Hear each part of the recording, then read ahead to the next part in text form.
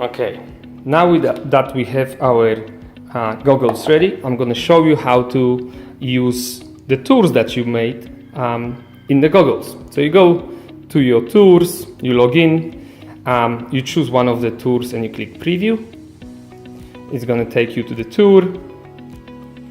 You simply open the slide that you want to go to, flip it sideways, and now this little logo here represents the goggles, and all you have to do is click on it. It's going to split the screen into two, and you are now in the VR mode. Now all you have to do is open this bit up and make sure when you put your phone in here, this middle line aligns with the middle of the goggles, so it's perfectly aligned in between your eyes.